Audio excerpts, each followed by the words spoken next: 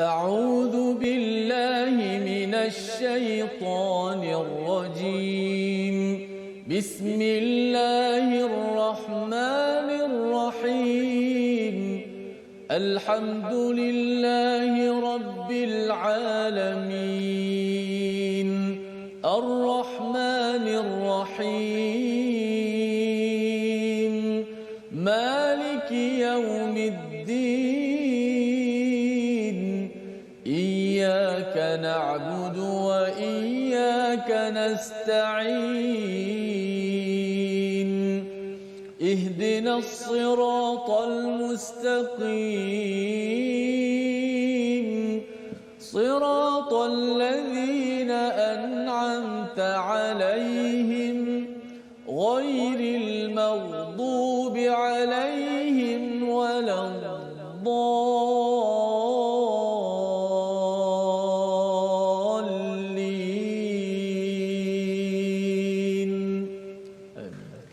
Assalamualaikum warahmatullahi wabarakatuh. Alhamdulillah wassalatu wassalamu ala Rasulillah wa ala alihi wa man wala. Syada la ilaha illallah, syada Muhammadan abduhu wa rasuluh.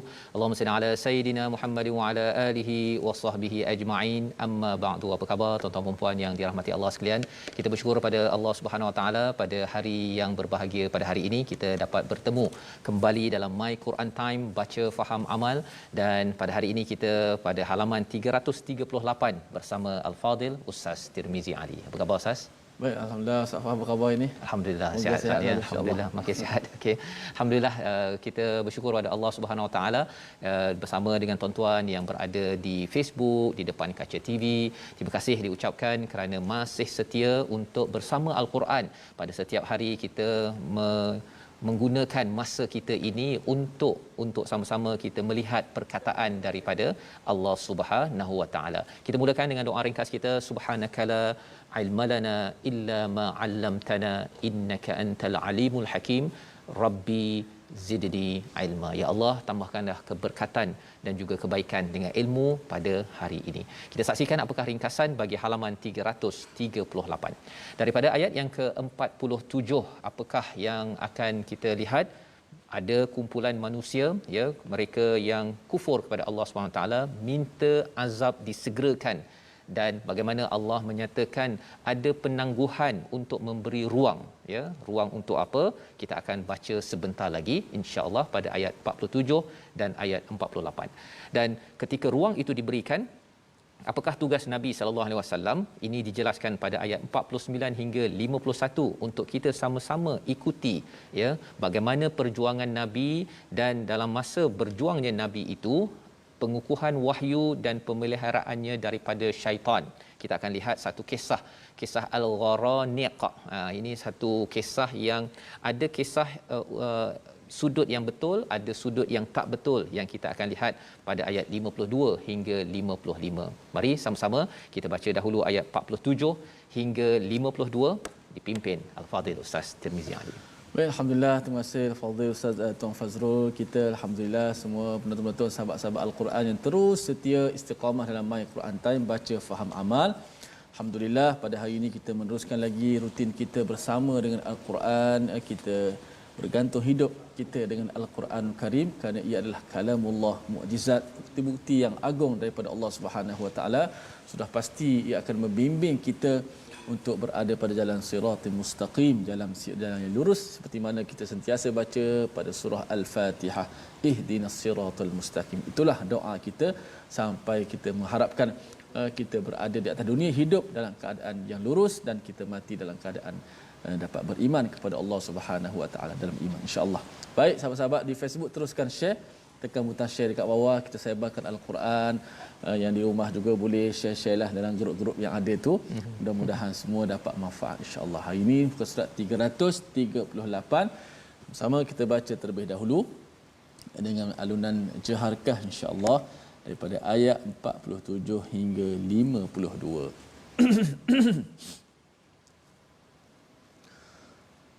A'udzu billahi minasy syaithanir rajim.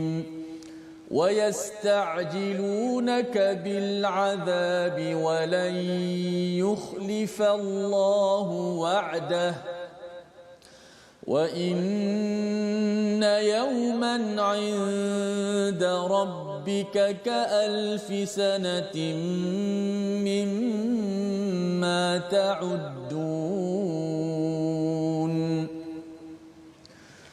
وكأي من قرية أمليت لها وهي ظالمة ثم أخذتها وإلي المصير قل يا أيها الناس إنما أنا لكم نذير مبين فالذين آمنوا وعملوا الصالحات لهم مغفرة ورزق كريم والذين سعوا في آياتنا معاجزين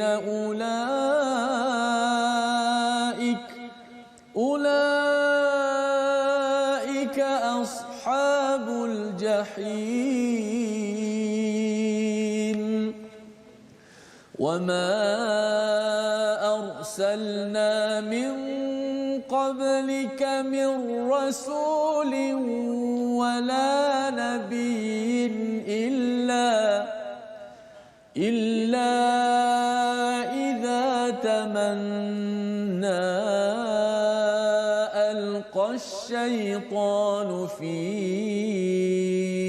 أمنيته فينسخ الله ما يلقي الشيطان ثم يحكم الله آياته والله عليم حكيم صدق الله العظيم. Surah Al-Azim, itulah bacaan daripada ayat 47 hingga 52 sebentar tadi untuk sama-sama kita melihat sambungan daripada apakah yang diseru oleh Allah pada semalam ya, pada ayat 46 apabila Allah menyatakan tidak pernahkah mereka berjalan di bumi hingga mereka memerhati dengan mata hati ya, bukan mata fizikal semata-mata tetapi dengan mata hati tentang kezaliman dalam sesebuah negeri, dalam sesebuah organisasi, dalam sesebuah negara akan menghancurkan bagi negara ataupun negeri qaryah tersebut. Itu yang kita belajar semalam. Dan pada hari ini kita lihat pada ayat 47 wayasta'jilunakal azab ya, iaitu ada kumpulan manusia mereka yang kufur kepada Allah, mereka meminta kepadamu wahai Muhammad agar azab itu disegerakan. Dia tak sabar, dia marah pada Nabi, maka kata Nabi ada akhirat, nanti ada azab, kata bila ya, dia mencabar kepada Nabi sallallahu alaihi wasallam, sebenarnya mencabar kepada Allah Subhanahu wa taala. Pelajaran untuk kita apa? Pelajaran untuk kita dalam hidup kita ini, jangan kita minta cepat. Ya, itu yang diingatkan dalam surah ini, dalam surah Al-Anbiya, bahawa manusia ini psikologi ni ustaz ya, dia ada perasaan ajal. Dia suka nak cepat. Yang baik nak cepat, yang buruk pun ada yang nak cepat. Baik nak cepat pun kita kena jaga-jaga ya. Ditegur kepada Nabi Musa alaihissalam bila bercepat untuk bertemu dengan Allah, meninggalkan kaumnya, ia memberi kesan. Dalam hidup kita ini, kita nak mencapai sesuatu, kita ada misi dalam syarikat, dalam bisnes, dalam kehidupan kita, tetapi kita jangan bersifat isti'jal ya. Kita buat baik dengan bersungguh-sungguh, fastabiqul khairat, okey kan, kita kejar baca Quran, kita banyakkan apa sebagainya, tetapi hasil sesuatu perkara jangan kita minta cepat. Kerana apa? Walai yukhlifallaha wahda ya, iaitu Allah tidak pernah mungkir janji. Bila seseorang itu perlu dapat kebaikan, Allah bagi kebaikan. Kalau Allah nak azab seseorang, Allah akan azab, tetapi Allah tidak mungkin janji pastinya. Dan wa inna yawman 'inda rabbika ka'alfi sanatin mimma ta'uddun, satu hari di sisi Allah adalah seperti 1000 tahun di sisi kita semua. cara kita mengira. Apa kepentingan dinyatakan ayat ini pasal bila minta azab Ustaz ya? Ada orang yang kata kalau kamu nak bagi azab sangat cepatkanlah. Azab ini kalau satu hari di sisi Allah bukan macam satu hari kita Ustaz. Hari ni dapat, besok dah habis dah. Hari ni sakit, minggu depan habis sakit. Bukan. Bila cakap azab, satu hari sakit, katakan diazab betul-betul lah Ustaz ya. Dia sampai 1000 tahun Ustaz. Allahu akbar. 1000 tahun. Cuba tuan-tuan kalau tercucuk selumbar ke duri ke kan, kita dah rasa sakit kan. Beberapa saat kalau kita tarik, lepas tu kita rasa lega. Itu kalau katakan 1 minit 1 saat kan. Tetapi kalau katakan selumbar tu 1 hari Ustaz ya, kita rasa ya Allah kan, tak boleh kita nak type ke nak guna telefon dan sebagainya. Tetapi 1 hari di sisi Allah, kalau siapa dapat azab, kalau siapa dapat azab, dia amat panjang dan amat menderita. Jadi pelajaran untuk kita ialah kalau kita tengok ada orang yang tak buat seperti apa yang kita harap Ustaz ya, jangan kita minta pada Allah, ya Allah azablah dia. Jangan, kita minta dia diberi hidayah. Macam kita naik kereta lah kan, ada orang potong kita ke, sakit hati ni kan, pasal dah lepas baca Quran kan, ya Allah azablah dia. Jangan cakap begitu kan. Kita kata ya Allah mohon beri hidayah kepada orang begini, orang-orang yang menyakiti kita dalam hidup kita ini. Kerana apa? Kalau Allah azab, manalah tahu kan, betul Allah azab orang itu, ia adalah amat sengsara. Tapi kalau orang itu tak layak diazab, kuasa kita pula lah yang mendapat azab tersebut. Wa ka'ayyin min qaryatin, ya, Allah ingatkan sekali lagi. Kita perasan dalam surah Al-Hajj surah 22 ini dia seperti surah 2 surah Al-Baqarah. Dan dalam surah Al-Hajj ini banyak dua kali Ustaz ya. Dia punya ulangan dia tu. Dalam ayat yang ke-48 ini, berapa banyak qaryah negeri yang kami beri tangguh tetapi mereka ini dalam keadaan zalim, kemudian kami akan menghukum mereka dan kembali kepada Allah Subhanahu Wa Taala. Ayat ini adalah seperti yang kita lihat pada ayat 44 semalam ya, kisah tentang Nabi Musa didustakan oleh Firaun. Jadi Allah beri peluang Firaun hidup beberapa lama, bagi macam-macam. Allah bagi masa tangguh itu ada 2 cara melihatnya. Satu, untuk orang itu bertaubat. Seperti kita tuan-tuan ya, kita diberikan nafas, kita masih lagi boleh baca Quran. Allah bagi peluang hidup ini, itu sebenarnya Allah kata sila beramal dan sila perjuangkan Al-Quran. Bila lagi nak perjuangkan seperti Nabi Musa, Nabi Ibrahim dalam halaman semalam. Tetapi ada satu lagi pihak diberikan amlaitu itu maksudnya apa? Diberikan tangguh, diberikan umur panjang. Dia tidak gunakan peluang itu, malah dia terus berada dalam kezaliman.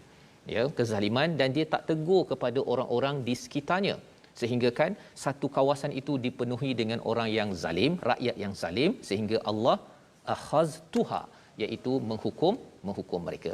Jadi apakah tugas kita ya? Allah ingatkan kepada Nabi, qul ya ayyuhan nas, wahai manusia, ya, katakanlah kepada manusia, aku ini sebagai pemberi amaran sahaja. Jadi mood ataupun dia punya situasi roh dalam surah Al-Hajj ini banyak berkaitan dengan inzar Ustaz ya, peringatan. Dia bukan basyir ya. Kalau mungkin surah Ar-Rahman banyak basyir lah kebanyakannya, banyak kabar gembira.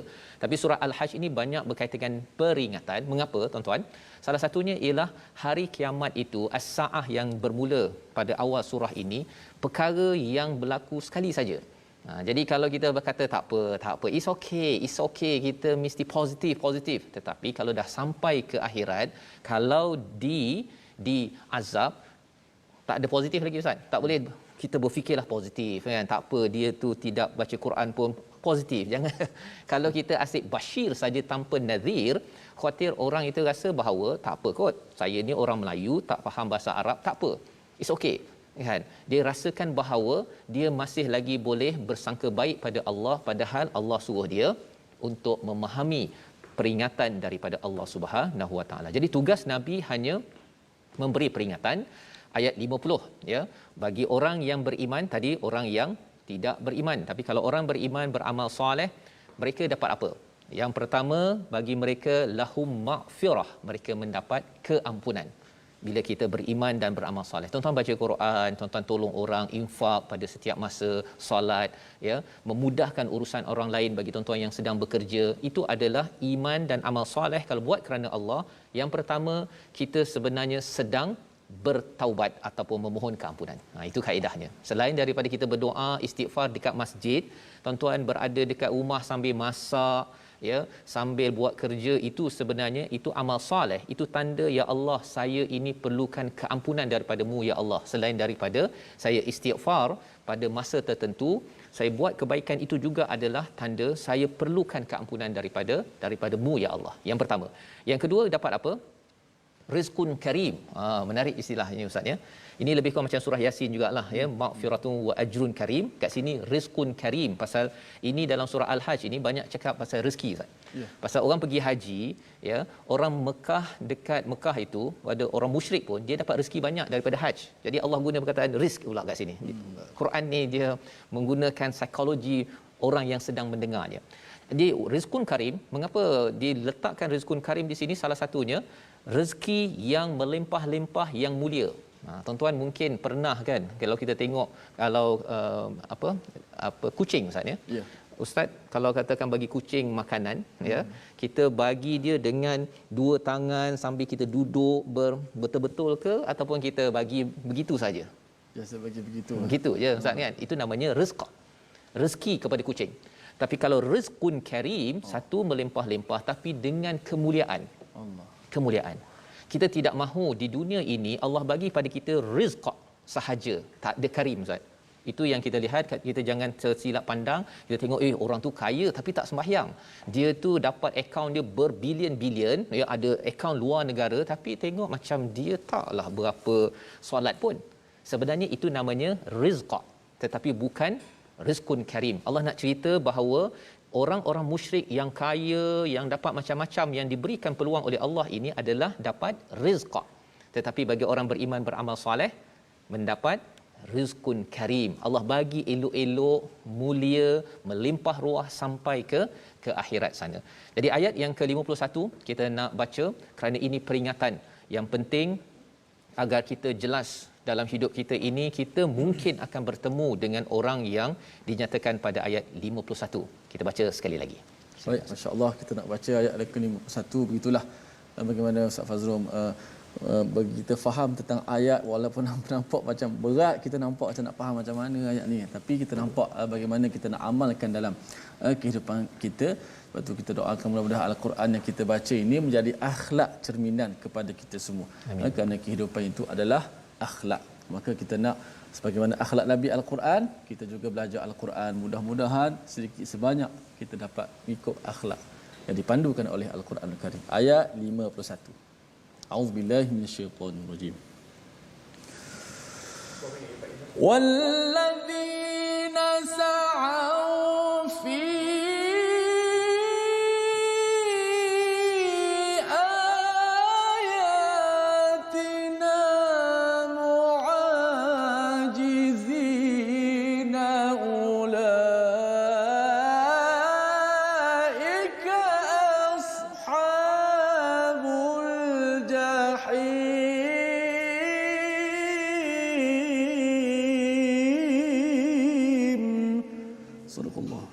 Tetapi orang yang berusaha menentang ayat-ayat kami dengan maksud melemahkan kemahuan untuk beriman, mereka itu adalah penghuni-penghuni neraka jahim. Ini adalah mafhum mukhalafah kepada kita ustaz ya.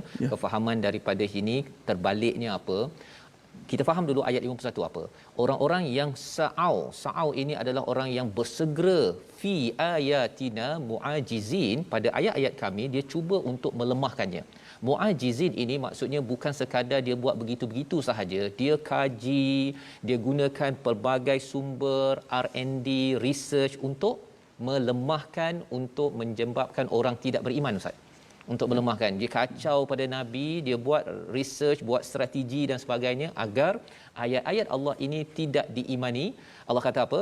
Ulaika ashabul jahim. Jahim ini adalah maksud lainnya seperti pandangan daripada singa ustaz. Allah. Jadi ashabul jahim ini adalah orang-orang yang masuk jahim ini. Jahim memandang kepada orang yang membuat komplot, melemahkan kepada ayatina, ya, penentang-penentang Al-Quran ataupun Islam ini, seperti dipandang oleh lion, dipandang oleh singa. Dia sedang nak ngap sahaja, dan apa mafhum mukhalafah? Apakah kefahaman kita pelajaran daripada sini?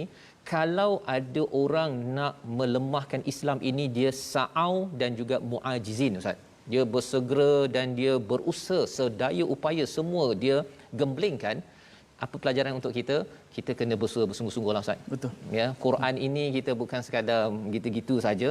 Kita kena bersungguh-sungguh, tuan-tuan. Ya, apa yang kita dapat ini mungkin tak dapat difahami oleh pelajar-pelajar sekolah rendah, sekolah menengah belum. Mereka tak tengok ke tak capai.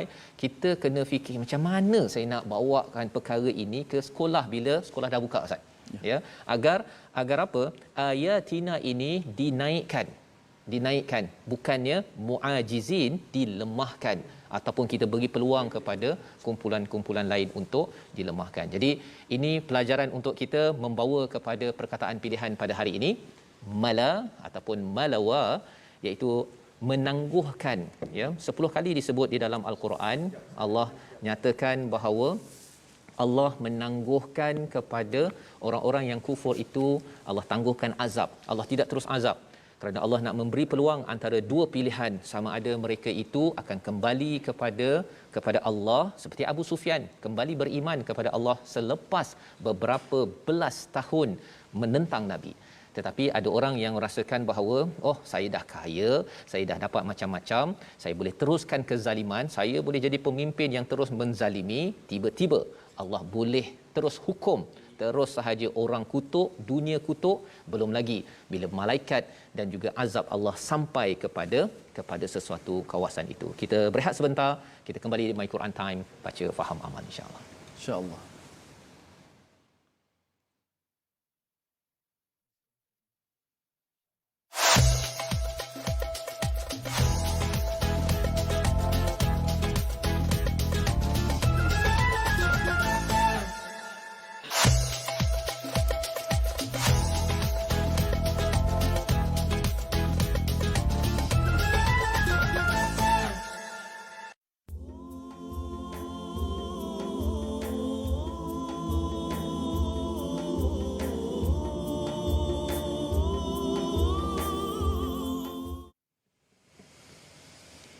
بسم الله الرحمن الرحيم فالذين آمنوا وعملوا الصالحات لهم مغفرة ورزق كريم.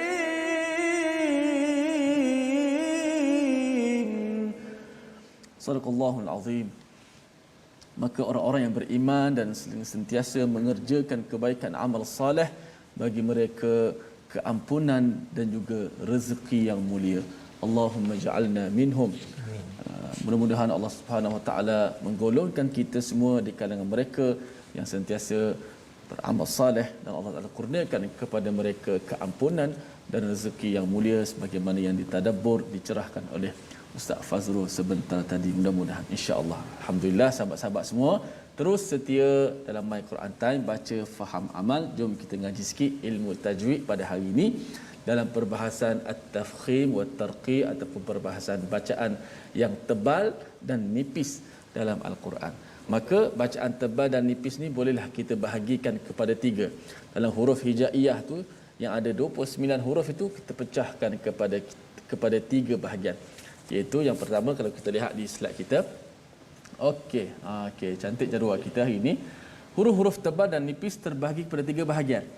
Pertama, huruf sentiasa tebal. Huruf mufakham daiman. Sentiasa tebal.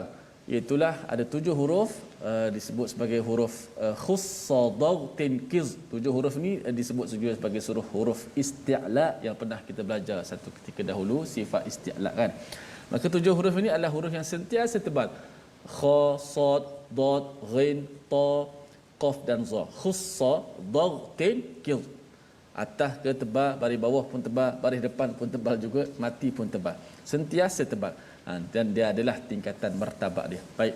Yang kedua, huruf ahyanan. Ni kadang-kadang tebal, kadang-kadang nipis. Tengok keadaan dia. Iaitulah alif. Di sini alif maddiyah lah, alif mad itu. dan juga lam pada lafaz al-jalalah Allah. Ra, tiga huruf ini, alif lam ra ini kadang-kadang tebal, kadang-kadang nipis, bergantung kepada keadaan huruf tersebut. Dan yang ketiga, ini huruf sentiasa nipis, muraqqaqah daiman. Huruf yang sentiasa nipis. Ada 19 lah, baki daripada 10 huruf tadi. 10 huruf, maka baki huruf hijaiyah ada berapa? Ada 19 lah. Semua huruf ada 29. 7 adalah huruf sentiasa tebal. 3 adalah huruf kadang-kadang tebal, kadang-kadang nipis, bergantung kepada keadaan, dan 10 huruf. Maka baki 19 huruf adalah milik huruf di kategori huruf sentiasa nipis belaka. Nak kira pun tak sempatlah nak kira kan. Kita nak tadabbur lagi ni pada hari ini, insya-Allah. Itu secara gambarannya. Ada 3 bahagian. Insya-Allah kita akan perjelaskan satu persatu pada episod hari-hari yang berikut. Huruf yang sentiasa tebal ada 7, khussadautin kiz. Kedua, huruf yang kadang-kadang tebal, kadang-kadang nipis ada 3, alif, lam dan juga ra. Dan yang ketiga, huruf yang sentiasa nipis baki, iaitu 19 huruf yang akan kita jelaskan satu persatu, insya-Allah. Allahu a'lam. Safaz.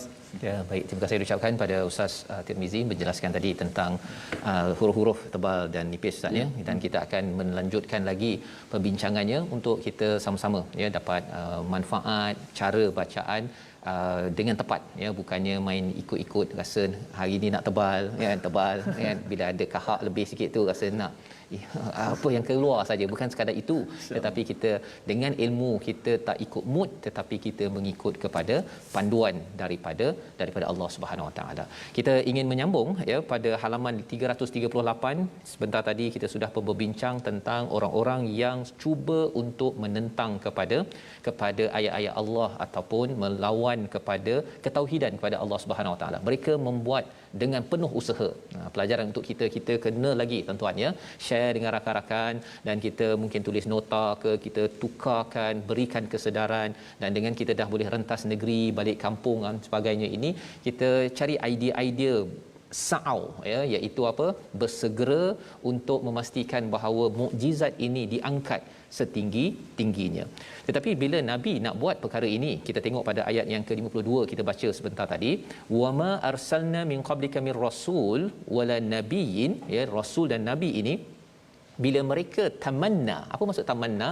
Mereka ini ada cita-cita untuk alqash syaitan ya, bila mereka ada cita-cita untuk menyampaikan dakwah Ustaz ya. Dalam asbabun nuzul ayat ini, bila Nabi baca daripada surah An-Najm tentang tuhan-tuhan yang tak betul, jadi Nabi nak menyampaikan mesej yang betul kepada masyarakat pasal kesian, bahawa kalau tidak mereka ini akan disambar ataupun diazab oleh Allah SWT kerana ingkar, degil, tidak mengikut peraturan, dan mungkin sebahagiannya tidak ada ilmu. Tetapi Allah menyatakan apa? Al-qash syaitan, apakah yang dibuat oleh syaitan? Syaitan akan memasukkan dalam keinginannya, dia akan cuba untuk mengganggu. Mengganggu siapa? Mengganggu para rasul, mengganggu para nabi, dan juga apa sahaja cita-cita yang ingin dilaksanakan, bagi lemah ya, bagi lemah kepada ni. Ada riwayat yang tak betul Ustaz ya. Riwayat yang tak betul tentang ayat ini adalah peristiwa istilahnya al-gharaniq. Itu peristiwa cerita tak betul. Tuan-tuan jangan pula baca cerita tersebut macam best pula kita beri cerita dalam ceramah motivasi. Tengok Nabi pun sampai dikacau oleh syaitan sehingga kan Nabi terikut tilkal gharaniq. Itu bukan ayat Quran ya, bukan ayat Quran, itu bahasa Arab.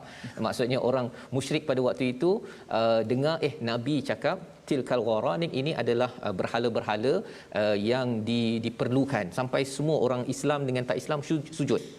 Itu bukan cerita betul. Sekali lagi saya kena ulang, itu bukan cerita betul.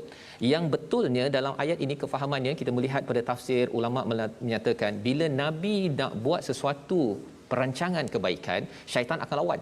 Dia akan memasukkan umniyatihi ya, keinginannya, iaitu dia akan lemahkan godaan, membuat godaan kepada nabi, kepada rasul, kepada orang-orang di sekelilingnya. Tetapi apakah yang kesannya siapa yang kuat? Sebenarnya siapa yang kuat sebenarnya? Tak seperti cerita yang tak betul tadi tu sampai syaitan boleh ganggu nabi. Yang betulnya fayansahullahu ma yulqish syaitan, iaitu Allah akan hilangkan apa yang diganggu oleh syaitan tersebut. Allah akan pastikan apa? Thumma yahkimullahu ayatih. Allah akan menangkan, Allah akan kuatkan ayat-ayatnya. Jadi siapa yang berpegang pada ayat Allah, pada Al-Quran, ketika merancang sesuatu perkara, walaupun syaitan nak attack, nak serang, siapa yang menang?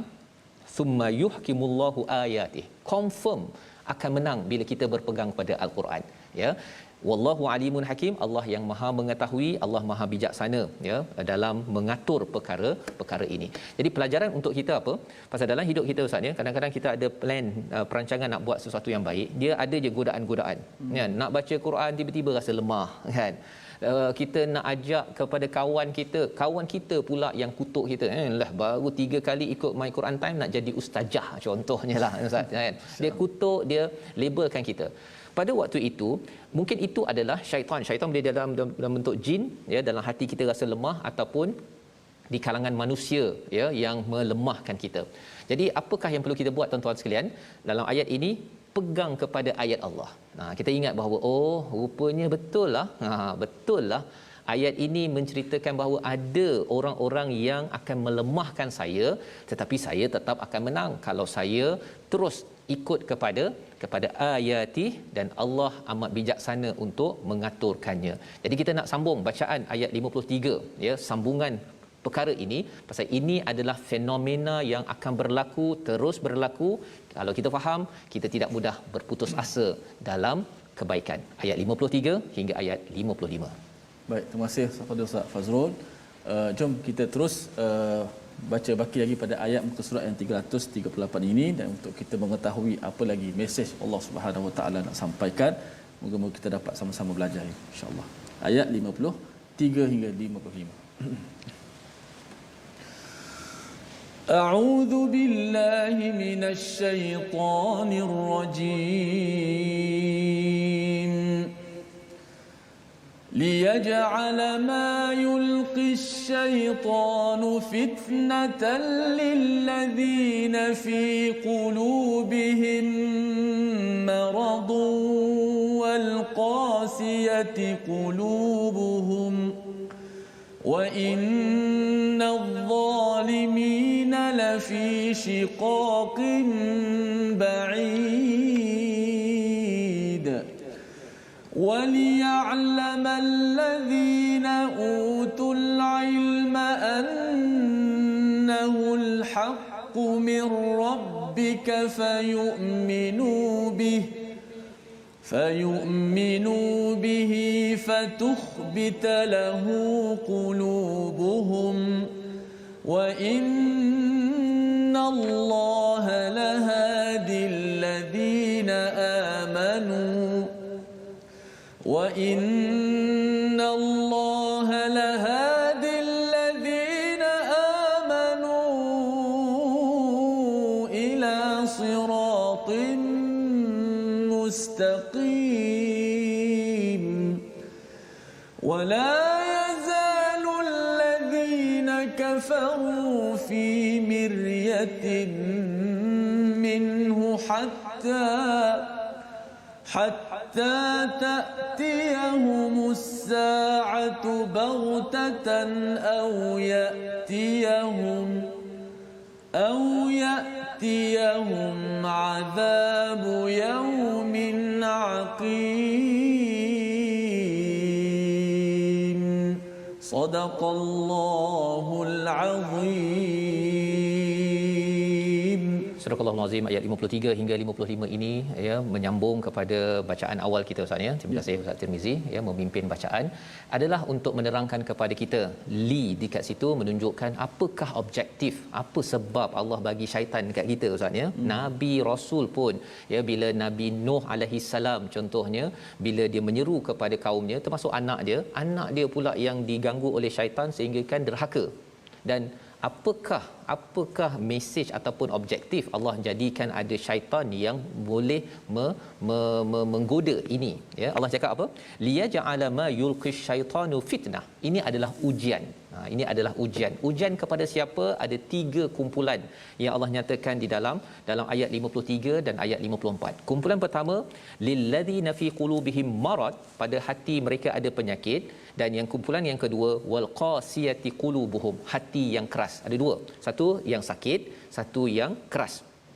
Dua-dua ini digelar sebagai wa innadh zalimina lafi shiqaqim ba'id. Mereka ini zalim, ya. Zalim ini daripada perkataan zulm, maksudnya gelap. Mereka ini tidak ada panduan, tidak merujuk kepada daripada al-Quran, maka mereka ini berada dalam perselisihan yang amat jauh. Kumpulan pertama, penyakit. Penyakit. Apa kesannya? Dia bila orang dengar cerita Nabi Nuh, anak dia tak taat, ustaz ya, tak taat ataupun derhaka, hati sakit, dia kata, lah kalau macam tu buat apa kita nak berdakwah ke, nak ajak anak kita. Nabi Nuh itu pun ajak 950 tahun, anak masih derhaka. Kita dia ada penyakit. Dia gunakan kisah itu untuk justify, nak menyatakan tak payahlah kita ajak share dengan kawan pasal Quran time ke Quran, tak payahlah kan. Kalau kita ajak pun Nabi Nuh pun tak boleh nak memastikan anak dia beriman, kita apa lagi. Dia gunakan alasan itu. Pasal apa? Ini adalah ujian. Ini kumpulan hati sakit, hati yang keras. Apa dia cakap? Apa aku kisah? Dia tak kisah pun dengan peringatan yang ada ataupun amaran yang Allah berikan. Dia tak ada kesan apa-apa. Dia sebenarnya, kalau orang yang sakit tadi tu, dia sebenarnya dia nak juga berdakwah, tapi dia rasa macam terhalang. Orang yang hati sakit ini digelar sebagai orang yang kafir, dan orang yang hati sakit orang yang munafik. Hati yang keras ini adalah hati orang yang kufur, yang kafir. Dia tak kisah pun. Tak kisah pun apa yang dinyatakan dalam Quran, dia pun tak baca Quran. Ajak Quran time, saya tak nak, ya. Itu bukan bagi orang yang bukan Islam. Tetapi orang Islam yang ada penyakit, dia dengar sesuatu ayat, sesuatu kisah, dia ambil nilai negatif dia. Tetapi bagaimana pula kumpulan yang ketiga? Kumpulan yang ketiga ini kita baca sekali lagi ayat 54, panjang Allah cerita kat situ. Agar apa, tuan-tuan sekalian? Agar kita ambil pedoman, kalau boleh kita jangan jadi orang yang pertama hati sakit. Kalau boleh jangan jadi hati yang keras, tetapi jadi orang yang sentiasa mencari ilmu. Yang tuan-tuan buat sekarang ini, kesannya apa? Nanti kita akan lihat kesannya pada ayat 54. Kita baca sekali lagi. Baik, masya-Allah, Safas. Saya teringat kata-kata seorang ulama hebat tentang Quran, ulama Quran di Mesir, almarhum Syekh Mutawalli Sya'rawi. Safas pun biasa baca buku dia. Ya, hebat dia tentang Quran. Dia kata apa? Dia kata daripada apa yang aku dapat rasakan daripada kemanisan Al-Quran ini, ialah aku cuba nak menyampaikan kemanisan Al-Quran itu kepada manusia. Maka bila saya tanya Ustaz Fas, bagaimana cuba untuk memahamkan kita semua tentang Quran, bawa kisah Nabi Nuh ini supaya kita dapat merasai nikmat Al-Quran itu. Ya, kalau kita sekadar baca terjemahan, kita boleh faham juga, bukan tak boleh faham, tapi kita tak dapat merasai betul-betul perkataan, mesej yang kita kata dia tersirat surat sebaliknya, kerana ia perlukan kepada kajian, tafsir dan sebagainya.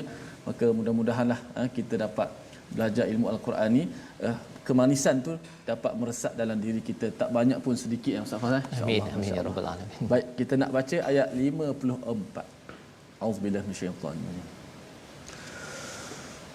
Waliya'lamal ladzina utul ilma annahul haqqu min rabbika fayu'minu bihi fatukhbita lahu qulubuhum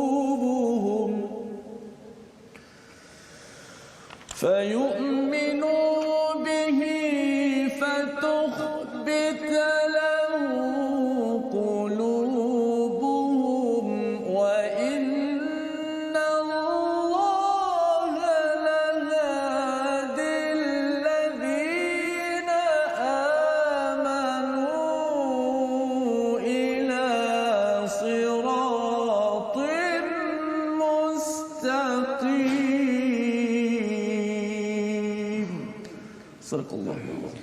Surah Al-Azim ayat 54 Allah menyatakan dan agar orang yang telah diberi ilmu meyakini bahawa Al-Quran itu benar daripada Tuhan lalu mereka beriman dan hati mereka tunduk kepadanya dan sesungguhnya Allah pemberi petunjuk bagi orang-orang yang beriman kepada jalan yang lurus. Ini adalah kumpulan ketiga. Ya, bila berhadapan dengan cabaran syaitan, dia tengok fenomena Nabi Nuh, Nabi Muhammad berdakwah Abu Talib pun tidak beriman, ya, orang sakit hati, ada penyakit hati, dia kata buat apa kita berusaha, Nabi Muhammad pun tak boleh bagi hidayah kita, dia gunakan alasan itu. Tetapi orang yang waliya'lama, dan bagi orang yang telah diberi ilmu meyakini bahawa ya annahul haqq, bahawa Quran itu benar daripada Tuhan. Dia tahu bahawa fenomena yang berlaku bila syaitan menggoda dirinya, menggoda orang di sekelilingnya, dia tidak jadikan itu sebagai alasan untuk dia undur diri. Dia tidak akan undur diri kalau perang Badar ataupun perang Uhud, ya. Dia menyebabkan dia 300 lebih orang yang bersama dengan Nabi, ada 1000 orang, 300 patah, kan. Kita ada anak takut nanti, dia banyak benda-benda yang menyebabkan undur diri berbanding dengan yes, saya akan terus untuk ke hadapan. Jadi orang yang berilmu ini dia cakap apa? Annahul haq, ini adalah kebenaran. Ini fenomena daripada Allah. Allah dah cerita awal-awal dalam surah Al-Hajj ini, fayu'minu bihi, dia akan buat apa? Makin beriman, dan fatuhbitalahu qulubuhum. Subhanallah, Ustaz, ya. Berulang balik perkataan khabata, iaitu kalau kita tengok ayat 34, wabashiril muhbitin, ya, orang yang hatinya lembut, ya. Muhbitin ni macam tanah kalau lepas kena hujan tu lembut. Maka orang yang fatuh bitalahu qulubuhum, orang yang mencari ilmu, bila dia melihat kepada fenomena yang berlaku dalam masyarakat, ada cabaran, syaitan goda dia, melemahkan orang lain, dia tidak lemah, Ustaz. Dia tidak lemah, tetapi wa innallaha lahadil ladina amanu ila siratim mustaqim, sesungguhnya Allah memberi hidayah kepada orang-orang yang begini. Inilah yang kita harapkan, kita jadi orang begini, tuan-tuan sekalian. Pada ayat 55, orang kafir sentiasa meragui Quran hingga kematiannya datang kepada mereka di saat yang tiba-tiba, atau azab hari kiamat yang datang kepada mereka. Allah nak kontraskan, Allah nak kontrakan bahawa orang mencari ilmu daripada Quran, dia tengok fenomena yang berlaku, makin tegap untuk berjuang ke depan. Dia tidak jadikan alasan. Kalau tidak, Nabi Muhammad pun akan gunakan alasan. Nabi Nuh pun 950 tahun lagi lama, saya ni boleh buat apa, kan. Kita pula gunakan alasan Nabi Muhammad tak boleh beri hidayah, saya boleh buat apa. Itu bukan kaedah orang yang mendapat iman, orang yang lembut hatinya, orang yang mendapat hidayah daripada Allah Subhanahu Wa Taala.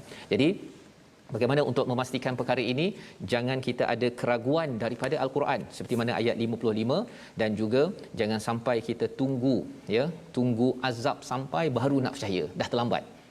Membawa kepada resolusi kita pada hari ini, kita saksikan, iaitu yang pertama, sentiasa memberi peringatan agar negeri dan keluarga kita aman dalam kehidupan kita. Ini pada ayat 49 kita lihat bahawa jangan ada kezaliman. Bila zalim, kita kadang-kadang kata pemimpin zalim, tapi kadang-kadang di peringkat rakyat ataupun ahli keluarga sendiri, pemimpin dalam keluarga zalim, mana mungkin untuk mendapat keamanan daripada Allah. Yang pertama. Yang kedua, bina keinginan yang kuat dalam menjunjung kebenaran walau ada cabaran. Seperti mana dinyatakan tadi, syaitan akan goda, tetapi Allah akan letakkan siapa bersama Quran terus menang. Dan yang ketiga, cari ilmu agar keimanan pada Quran membawa kepada hidayah yang sebenar, tegap dalam berjuang, bukan kita makin ke belakang. Kita berdoa. Bismillahirrahmanirrahim. Alhamdulillahirabbil alamin, wassalatu wassalamu ala asyrafil anbiya'i wal mursalin wa ala alihi wa sahbihi ajma'in. Ya Allah, Tuhan kami, tambahkanlah kami ilmu Al-Quran, ya Allah. Ya Allah, tambahkanlah kepada kami ilmu yang bermanfaat kepada kami semua, ya Allah. Ya Allah, akhlakkanlah kami dengan akhlak Al-Quran, ya Allah. Adabkanlah kami dengan adab Al-Quran, ya Allah. Ya Allah, jadikanlah Al-Quran yang kami baca ini, ya Allah, moga-moga Quran yang kami baca dapat membentuk akhlak dan jati diri kami, ya Allah. Kurniakanlah kepada kami, jadikanlah jiwa kami jiwa yang sentiasa tunduk dengan Al-Quran, jiwa yang sentiasa sensitif dengan ayat-ayat Al-Quran, jiwa yang sentiasa patuh kepada kebenaran Al-Quran, ya Allah. Jiwa yang lembut dengan perintah-Mu, ya Allah. Permudahkanlah kami dalam melaksanakan amanah ini, ya Allah. Ya Allah, ya Tuhan kami, cermerlangkanlah kami, berjayakanlah kami di dunia dan juga di hari akhirat, ya Allah, dengan petunjuk-Mu Al-Quran, ya Allah. Amin ya rabbal alamin. Amin ya rabbal alamin. Moga-moga Allah mengabulkan doa kita agar kita terus committed bersama Al-Quran, dan juga kita jangan lemah semangat tuan-tuan ketika ada godaan daripada syaitan, pasal siapa bersama dengan ayatih tetap akan dimenangkan. Inilah yang kita nak bawakan nilai ini dalam masyarakat, dalam tabung gerakan Al-Quran. Quran akan menyebabkan jiwa kita menjadi jiwa terus berjuang kepada keadilan. Ada lemah, ada cabaran, godaan syaitan, tetapi kita tahu bahawa ilmu daripada Quran akan meneguhkan kita terus menjadi hidayah, kerana Allah pasti akan memimpin kita terus sampai ke syurga. Kita bertemu lagi insya-Allah pada malam ini, ulangan pada jam 10 dan juga 6 pagi esok. Terus kita doakan tuan-tuan, kita bersama istiqamah bersama My Quran Time, baca, faham, amal insya-Allah. Assalamualaikum. Assalamualaikum.